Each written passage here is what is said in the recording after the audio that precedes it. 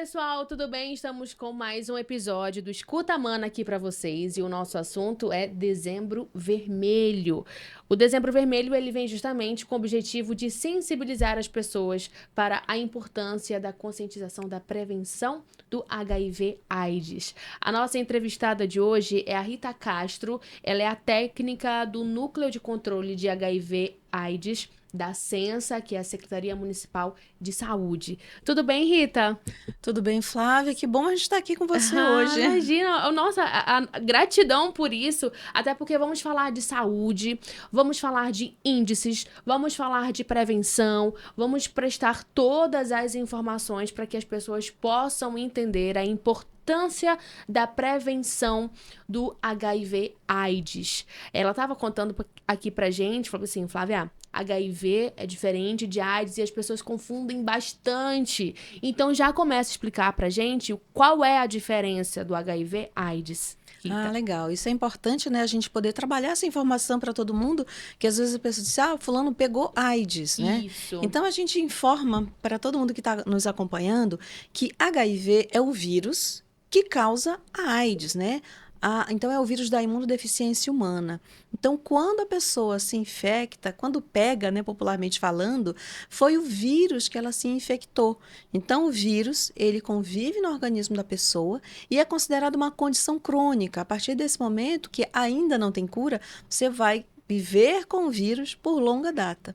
Agora, quando você não tem um tratamento adequado, né, abandona o tratamento e tem outros fatores também que contribuem, no caso da resistência aos medicamentos, você vai fragilizando o organismo, o sistema imunológico, e aí ele não consegue combater algumas doenças. E aí você começa a adoecer.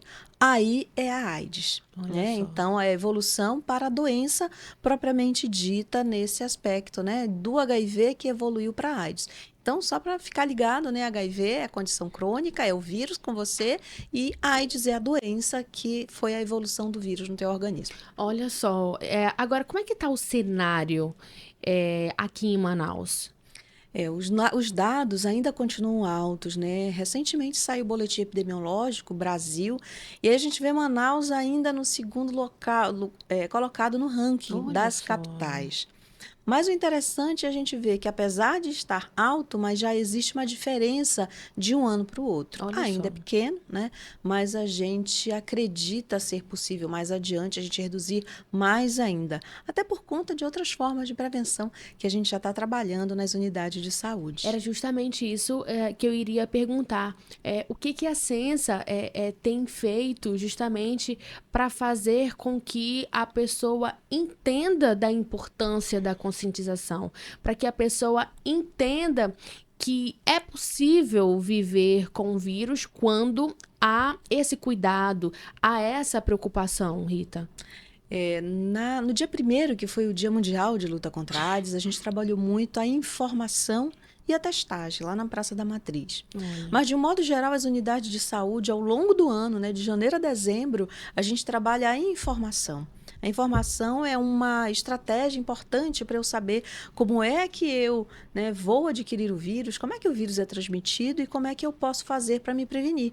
E a gente tem várias formas de prevenção, desde o uso do preservativo, que é distribuído de forma ampla nas unidades de saúde, né? Então, às vezes, as pessoas pegam muito, aí o pessoal fica naquela preocupação, né? Vai vender, não vai vender? Então, assim, é importante saber que o preservativo é gratuito, o feminino, o masculino, ou como é conhecido hoje, o interno e o externo, e o gel lubrificante também. São insumos de prevenção gratuito para toda a população. As pessoas têm vergonha de pegar? Sim, principalmente as mulheres, né?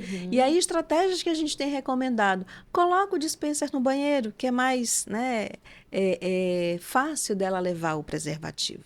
Então, às vezes, ainda as pessoas têm medo têm vergonha, né? Têm algum pudor. Então, é importante, se houver isso, converse com um profissional de saúde, que lá no próprio consultório ele já libera para você, e também nos dispensers que tem. Então, assim, preservativo é a primeira forma de prevenção, para eu não, né, contrair o vírus.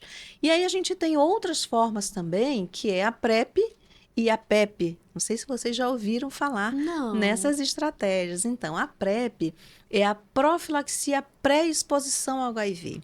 Então, pessoas que têm um nível de exposição maior, que não usam o preservativo regularmente, né?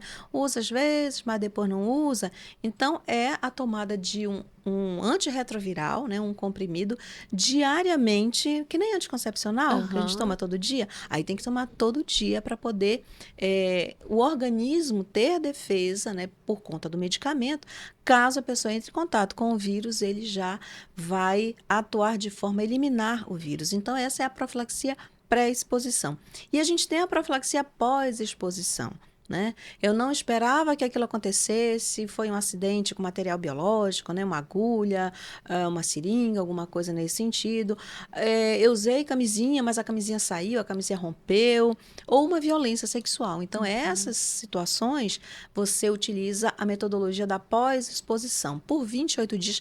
Agora, só lembrando que essa é uma estratégia de urgência. Eu tenho até 72 horas para começar a prevenção. E aí a gente vai para um outro nível de prevenção, a prevenção secundária, ou seja, eu já tenho o vírus. O que a gente faz? Eu tenho teste rápido para diagnosticar o mais precocemente possível e aí sim começar o tratamento. E é justamente no tratamento que a gente vai informar o que é, como é que funciona, a importância da adesão para a pessoa ficar bem. Né? E aí continuar o seu projeto de vida. Inclusive, a Sensa tem mais de 193 ou 193 unidades, né? Isso. Que oferecem esse tipo de serviço, Rita? São 193 unidades, né? Um pouco mais, um pouco menos, dependendo do arranjo que elas estão realizando agora. Algumas unidades em reforma, mas elas oferecem teste rápido, né? São 4 tipos de teste que a gente oferece.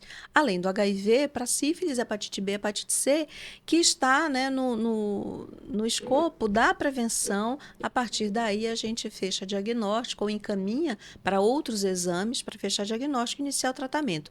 No caso do HIV, o diagnóstico é dado por esse teste rápido na hora da consulta, na hora do atendimento. Então, a pessoa já recebe todas as informações e, se for necessário, encaminhamento para alguma unidade para iniciar o tratamento o mais precoce possível. Olha só, agora os homens apresentam uma maior prevalência do que as mulheres, isso significa o quê?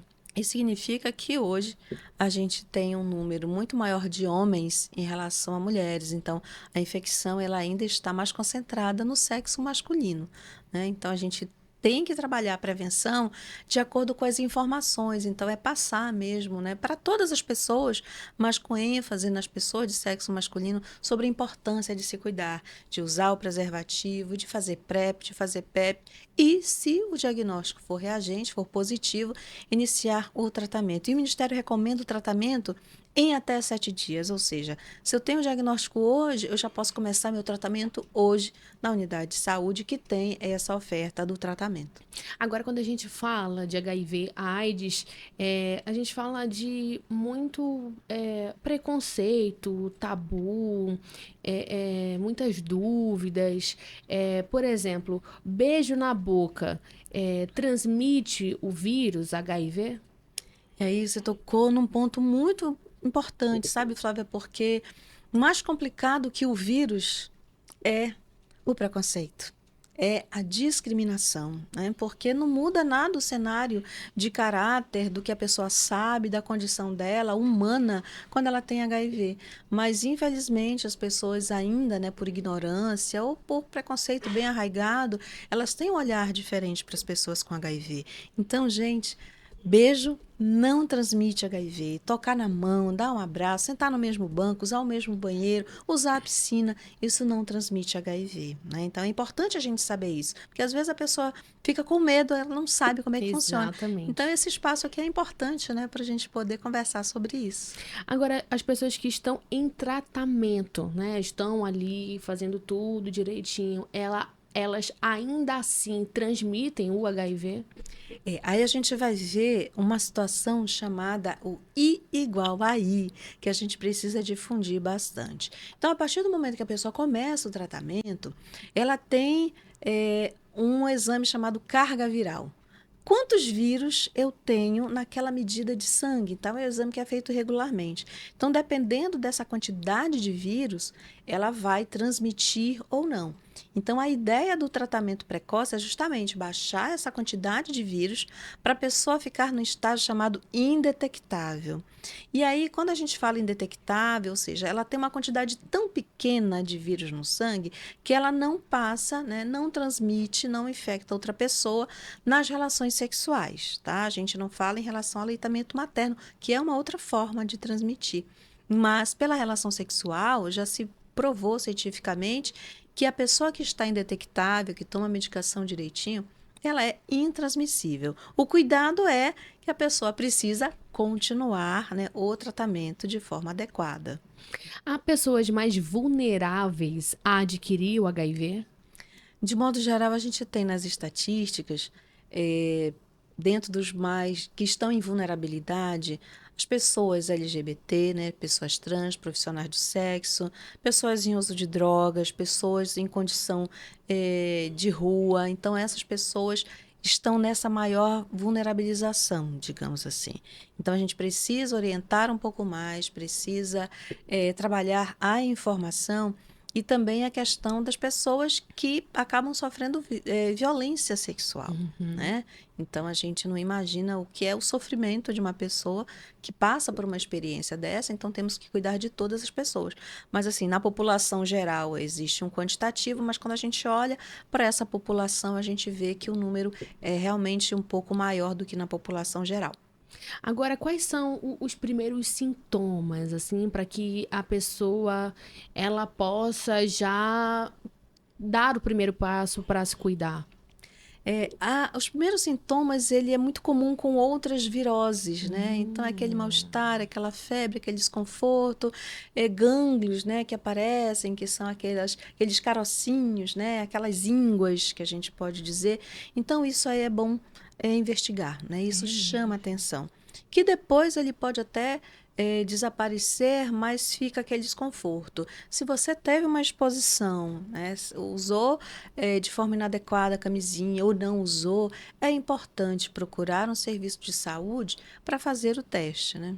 Olha só, agora eu vi uma pergunta interessante aqui.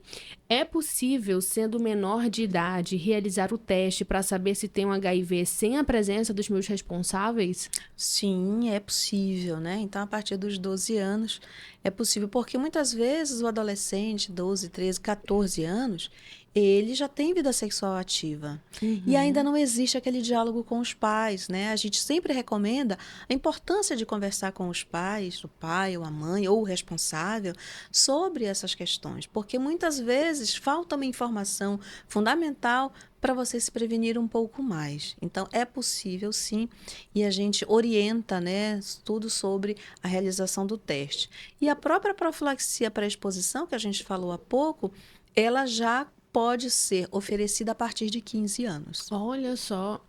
Agora, na sua avaliação, é importante também que haja um trabalho efetivo nas escolas para que os adolescentes eles possam entender como é que tudo funciona. Eu não vou nem dizer assim a gravidade, mas para que ele possa ter o discernimento do que é certo, do que não é tão certo e o que é errado nisso tudo.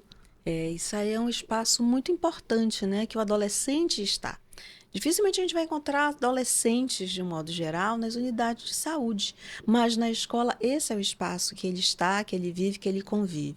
Então, falar sobre sexualidade, né, não só aparelho reprodutor, Isso. mas falar sobre prevenção, isso é muito importante. É essa informação que pode evitar que mais adiante, se ele já iniciou para ele realmente utilizar regularmente a camisinha, e se ele não começou a vida sexual, para que quando ele comece seja de forma protegida, né? De acordo com a idade, ele pode também lançar mão das outras formas de prevenção, como a gente falou. Mas isso ainda a gente vê como um tabu. É muito difícil a gente falar sobre sexualidade. Então, a gente fala não repressão, mas educação. Exatamente. Você falou agora, é muito difícil a gente falar sobre sexualidade nas escolas, por exemplo, e alguns pais falam que isso está induzindo os adolescentes a terem relações sexuais. Mas também esses mesmos pais, eles não conversam dentro de casa. Então, quando esse assunto vem, é novidade, por exemplo, na escola, na roda de conversa com a amiguinha, com o amiguinho. Mas é importante também que os pais possam puxar para si a responsabilidade disso tudo e explicar o que o mundo tem a oferecer. Tem muitas coisas boas, mas também tem as doenças, tem ali a violência, tem ali um acidente. Por isso que é muito importante que os pais possam conversar com os seus filhos, para que os filhos já possam ter a base de quando vão receber as orientações, por exemplo, nas escolas, né, dos educadores, dos profissionais e tudo mais. Para que quando, de repente, chegue ali uma oportunidade, ele já, opa, peraí, aqui tem que ser assim, aqui não pode ser assim. Ou então até mesmo, por exemplo, para uso de drogas, né? Ah, não, olha só, é rapidinho, você vai ficar bom, você vai ficar... Epa, peraí, mas o que eu ouvi na minha casa, o que eu ouvi com os meus pais, o que eu ouvi na escola, o que... É importante cada vez mais o adolescente se obter de informações, informações, informações e informações. Não é não? E aí a gente, depois dessa tua fala, o que a gente recomenda? Que a educação começa pelos pais, que a informação deve começar pelos pais. Então, assim, se o pai, a mãe, o tio, a família, o irmão mais velho não conhece muito bem, vamos conhecer um pouco mais do assunto para que esse diálogo aconteça de forma tranquila, de forma espontânea, né, sem terrorismo, né, mas aquele diálogo importante que o pai tem, a mãe tem, o responsável tem com o seu filho, com a sua filha, para poder orientar melhor. E aí, mais adiante, cada um vai ser responsável pelas suas escolhas, mas quando eu tenho mais informações, as minhas escolhas são melhores, com certeza. Exatamente. Eu tenho uma pergunta aqui, olha só. É possível ter relações desprotegidas com uma pessoa portadora de HIV e não se contaminar? É. Mas não é bom contar com a sorte, hein? Pelo amor de Deus. Só que a gente tem que saber como é que está essa pessoa, Sim, né? Então, tá. olha só. A gente falou ainda agora do indetectável, né? Então, quem está indetectável, a gente vê casais que o nome é soro diferente. Um tem HIV e o outro não tem. Em que momento essa relação vai ser uma relação protegida sem o uso da camisinha?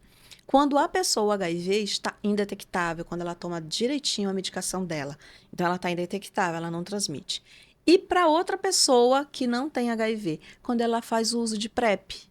Né? Então, eu tenho aí duas potências, né, para evitar a transmissão do HIV. Olha só, se você não se cuidou antes, agora que você tem que se cuidar mais ainda, porque realmente você também está lidando com outras vidas, outras situações. E assim, tem aquelas pessoas que realmente têm a preocupação de, eu vou toda vez no médico, vou fazer o meu exame, vou entregar. Realmente você ter cuidado, né, consigo e também com as outras pessoas.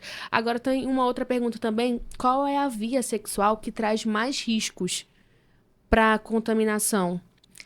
Quando a gente fala nas relações sexuais, a gente vê que cada uma tem o seu potencial, né? Então, a vaginal e a anal, elas têm um potencial alto, né? Tanto que, quando a gente fala de PrEP, a via que chega mais rápido à prevenção é a anal. A vaginal, ela demora mais um pouquinho. Então, assim, a gente talvez... É uma curiosidade, né? Mas qualquer via, ela é importante prevenir.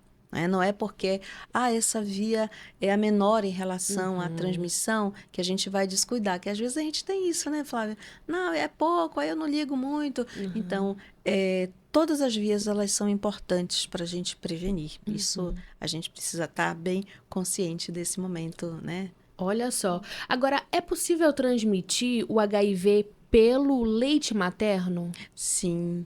E aí você toca num assunto importante, porque a gente, durante o pré-natal, o que a gente recomenda, né? O que o Ministério da Saúde recomenda? Que a grávida faça o teste rápido no início do pré-natal. Cheguei no pré-natal, eu tenho que saber por quê. Porque ela, estando infectada pelo HIV, ela pode passar o vírus para o bebê em 3 momentos. Durante a gravidez, no parto e no aleitamento. Né? No terceiro trimestre, lá sétimo mês, ela é convidada a repetir esse exame. Porque se a gente detectar em algum momento da vida dela, né, de grávida, o HIV, ela já inicia imediatamente o tratamento para evitar, né, a infecção para o bebê. E aí a gente tem o leite materno. Então, essa é uma mulher que, infelizmente, ela não vai poder amamentar, porque senão ela vai transmitir o vírus. Só que tem uma consideração que a gente faz para todas as mães que estão em aleitamento materno, que estão amamentando, independente da idade do bebê. Quando elas voltam, né, depois do parto, para a atividade sexual, é com o mesmo parceiro?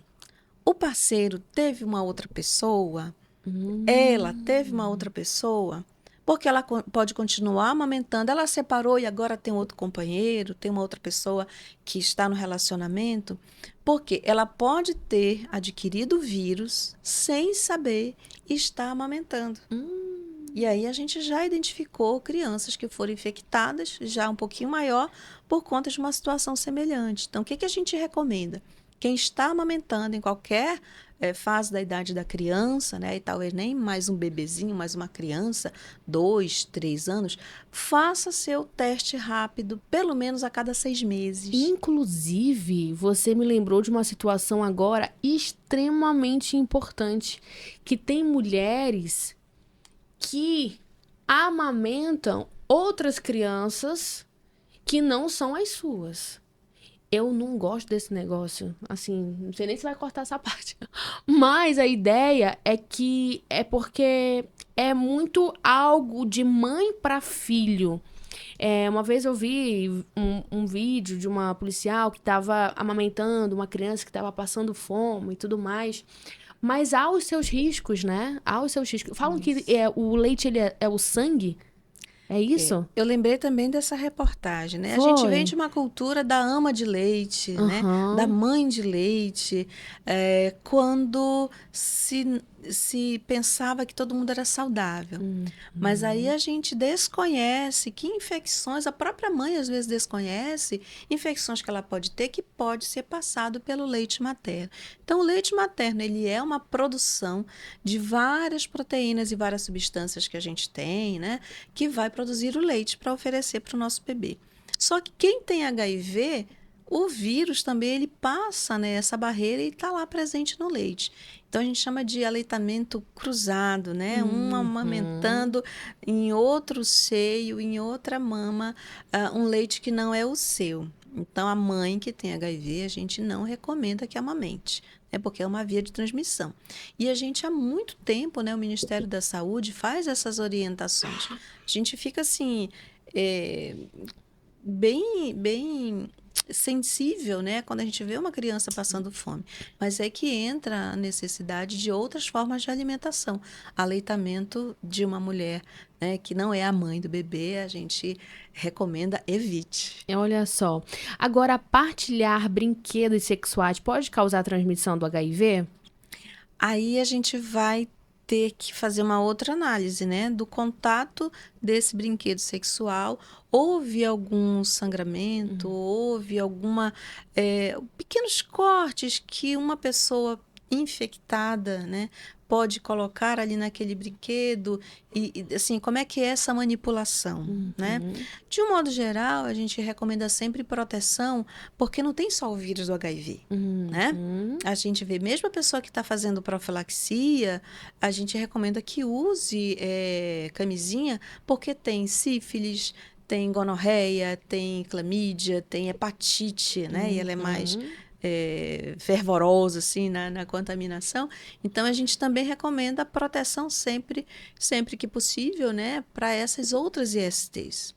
Agora, é possível também pegar a AIDS com a HIV através de tatuagens ou piercings? Se esse estúdio não trabalha de forma adequada a esterilização de todos esses materiais, e a gente também vai lembrar de manicure, né? Então, a gente precisa, assim, não é estar mais ou menos esterilizado, não. Ou ele está esterilizado, ou ele não está esterilizado. Então, a gente sempre recomenda manicure. Se você tem o seu material e até compartilhar com a amiga, com a filha, com a mãe. Opa, como é que tá, né, a condição sorológica dessas pessoas? Se eu não sei, eu preciso ter o meu material. Então, esse estúdio de tatuagem de piercing, ele tem esse material estéreo, né? Então, a gente precisa também conhecer para ser um cliente saudável, né? Mas isso é uma Exatamente. coisa que muita gente tem trabalhado, até porque a recomendação é tão forte, né? E as pessoas, para ter realmente um trabalho bom, elas procuram oferecer um serviço de qualidade. Com a chegada do coronavírus, né, muitas dúvidas persistiram na cabeça das pessoas. E assim, ai, não tosse perto de mim, não espirra perto de mim, que a gente vai se contaminar com esse vírus e tudo mais. E o vírus do HIV? Se pega com a tosse, com o espirro? Ainda bem que não, porque senão tinha muita gente infectada, né? Olha só. Lembra que a gente falando agora do beijo, né? Uhum. Então, a saliva, né, essas secreções, né, que a gente emite, ela não vai conter o vírus. Então, isso daí a gente evita por uma questão de higiene, porque pode ser que venham outras coisas, incluindo aí a tuberculose, né, que ela é amiga do vírus do HIV. Então, os dois, né, a bactéria da tuberculose com o vírus do HIV, gente, eles fazem um estrago grande na pessoa. Você sabia Nossa que a Senhora. maior causa de morte nas pessoas, né, que tem HIV? Então, quando ela evolui, tem sempre o que a gente chama de co-infecção. Né? Então, vem a tuberculose que causa um estrago grande. Então, tem que estar bem, tem que estar com o tratamento em dia. Mas a tuberculose, ela está sempre associada com HIV ou não? Quando a pessoa tem HIV, que a gente falou ainda agora, ela não se cuida, né? Então o sistema imunológico dela baixa ou tem uma resistência aos medicamentos, ela fica mais frágil, ela abre portas para sim. outras doenças. Sim. E a primeira que chega, assim, muito forte é a tuberculose. Então, a gente vai ver que também as condições de alimentação, de moradia, que são características da tuberculose, né? Elas favorecem, né, essas questões. Então, a gente tem sempre que ficar de olho TB, HIV. Agora, Essa combinação não é boa. olha só, agora a gente sempre fala, né, que quando o assunto é HIV, AIDS, automaticamente também estamos falando de tabu, estamos falando de preconceito. Aí tem uma pergunta aqui que é assim: trabalho e moro com uma pessoa portadora do HIV. Eu devo tomar alguma precaução em relação a ela? Olha só como é que as pessoas enxergam a outra, né? Assim, opa, peraí, você aí, eu aqui, porque tem uma coisa que nos separa aqui. Você tem um vírus, eu não tenho. Então, essa pessoa deve tomar, de fato, precaução com a outra? A precaução seria se houvesse relação sexual, que a gente já falou ainda agora, né? É o preservativo, é a PrEP, a outra pessoa estar indetectável. Um tempo atrás, passou uma propaganda numa mídia sobre o amigo que tem HIV.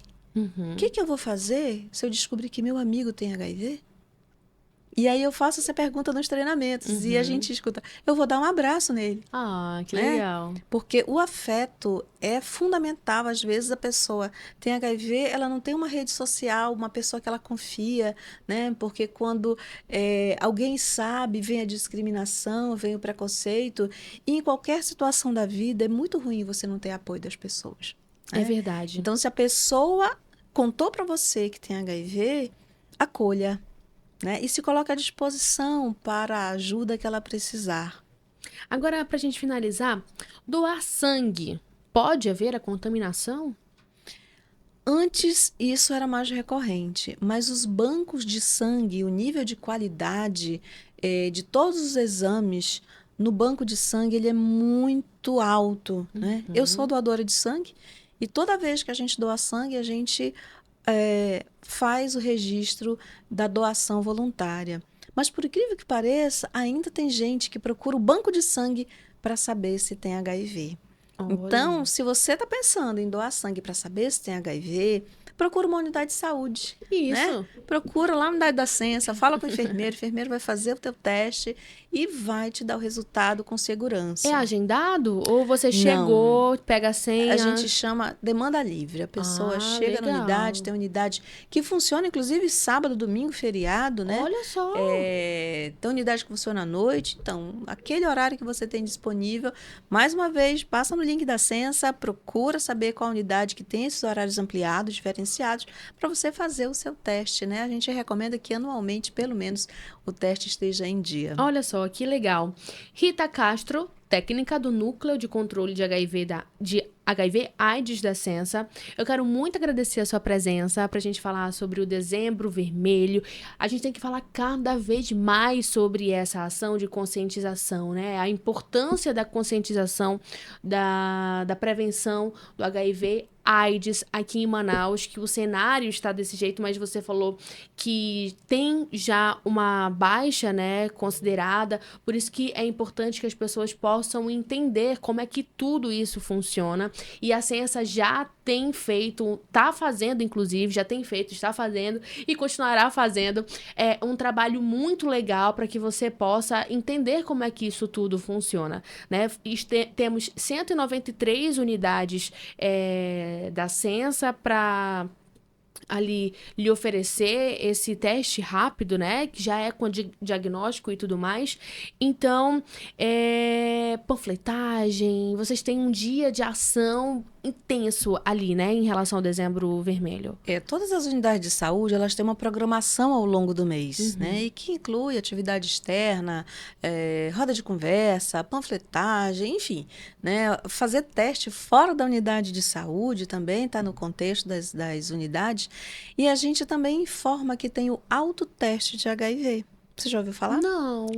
O autoteste HIV é um teste que a gente tem disponível em algumas unidades, não é em 100% das unidades. Certo. Nas unidades que tem manejo de HIV, o tratamento de HIV, unidades que tem PrEP e que tem PEP, elas oferecem esse autoteste que você leva para casa, né, e faz em casa.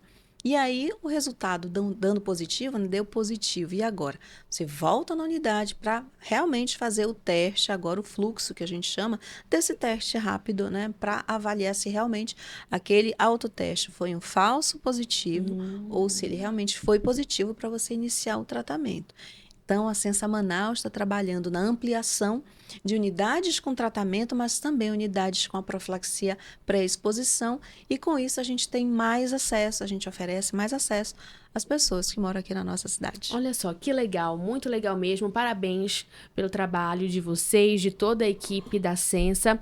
Mais uma vez, muito obrigada, Rita Castro, técnica do Núcleo de Controle de HIV/AIDS, e seja sempre muito bem-vinda, que as portas estão abertas para vocês aqui da Sensa. A gente que agradece a oportunidade, Flávio, de estar aqui e de contar com quem está acompanhando aqui para ser um multiplicador, né? Isso, muito Fale bem. para o seu amigo, fale para sua família, converse com seu pai, mãe, converse com seu filho, enfim, a gente precisa aumentar essa rede de informação e de cuidado. Exatamente. Muito obrigada mais uma vez. Obrigada. E espero que você tenha gostado do nosso episódio de hoje. Vai distribuindo aí, vai compartilhando, né, o nosso episódio para que as pessoas possam conhecer um pouco mais sobre esse assunto, para que esse assunto, inclusive, seja muitas pautas em rodas de conversa aí dos barzinhos, nas escolas, no trabalho, na porta de casa e até dentro de casa, tá bom?